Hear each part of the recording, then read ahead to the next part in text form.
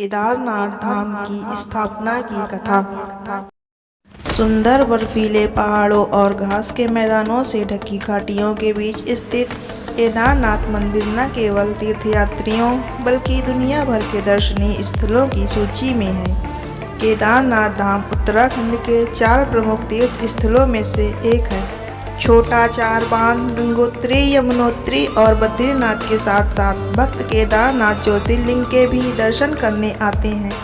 उत्तराखंड में समुद्र तल से 3500 मीटर से अधिक की ऊंचाई पर स्थित यह मंदिर भारत के 12 ज्योतिर्लिंगों में सबसे ऊंचा है। यह गढ़वाल हिमालय में मंदाकिनी और पौराणिक सरस्वती नदी के मुहाने पर स्थित है। केदारनाथ मंदिर भारत के उत्तराखंड राज्य के रुद्रप्रयाग जिले में स्थित है। यह 12 ज्योतिर्लिंग में सम्मिलित होने के साथ साथ 4 धाम और पंच केदार में भी एक है। स्कंद पुराण और शिव पुराण में भी इस मंदिर का वर्णन किया गया है। आइए जानते हैं केदारनाथ ज्योतिर्लिंग की स्थापना की कथा। केदारनाथ उन 12 ज्योतिर्लिंगों में प्रमुख है जो स्वयं नारायण विष्णु की पूजा आराधना के बाद प्रकट हुआ। वैसे तो रामेश्वरम को पहला माना जाता है जो भगवान राम ने शिव जी की पूजा अर्चना करके स्थापित किया। केदारनाथ ज्योतिर्लिंग विष्णु के अवतार नर नारायण द्वारा तप और आराधना से प्रकट और स्थापित हुए हैं। माना जाता है कि द्वापर युग में कृष्ण और अर्जुन बने नर नारायण के बाद इंद्र ने ही केदारेश्वर की पूजा की। शिव पुराण में कोटि रुद्र संहिता के अनुसार विष्णु के अवतार धर्मपुत्र नर नारायण हिमालय के बद्रिकाश्रम में पार्थिव लिंग के पूजन के समय विराजमान रहते हैं। उनकी तपस्या के प्रभाव से इंद्रासन हिलने लगा, जिसके घबराकर इंद्र ने अप्सराओं को भेजा। इंद्र की सारी कोशिश विफल रही, जिसके कुछ समय बाद महादेव ने प्रकट होकर नर नारायण को वर दिया। नर नारायण की तपस्या और प्रार्थना के बाद केदारेश्वर महादेव के नाम से शिव यहाँ सदा के लिए प्रतिष्ठित हो गए।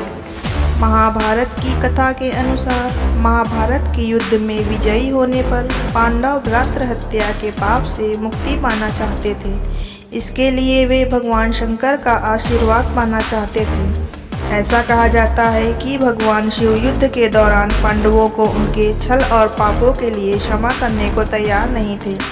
भगवान शंकर के दर्शन के लिए पांडव काशी गए, पर वे उन्हें वहां नहीं मिले। वे लोग उन्हें खोजते हुए हिमालय तक आ पहुँचे।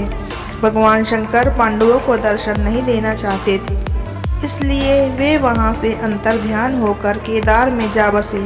दूसरी ओर पांडव भी लगन के पक्के थे।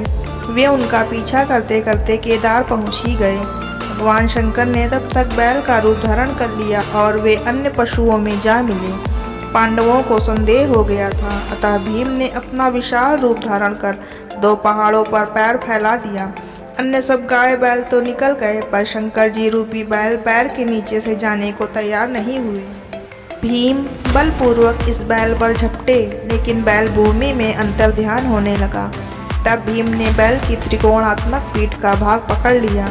भगवान शंकर पांडवों की भक्ति दृढ़ संकल्प देखकर प्रसन्न हो गए। उन्होंने तत्काल दर्शन देकर पांडवों को पाप मुक्त कर दिया और उन्हें स्वर्ग जाने का रास्ता भी बताया। उसी समय से भगवान शंकर बैल की पीठ की आकृति पिंड के रूप में श्री केदारनाथ में पूजे जाते हैं। ऐसा माना जाता है कि जब भगवान शंकर बैल के रूप में अंतर्ध्यान हुए तो उनके धड़ से ऊपर का भाग काठमांडू में प्रकट हुआ। अब वहाँ पशुपतिनाथ का प्रसिद्ध मंदिर है। शिव की भुजाएं तुंगनाथ में, मुख रुद्रनाथ में, नाभि मध्य महेश्वर में और जटा कल्पेश्वर में प्रकट हुए। इसलिए इन 4 स्थानों सहित श्री केदारनाथ को पंच केदार कहा जाता है। पांडवों ने शिव की पूजा के लिए इन 5 स्थानों पर पंच केदार पर मंदिरों का निर्माण किया।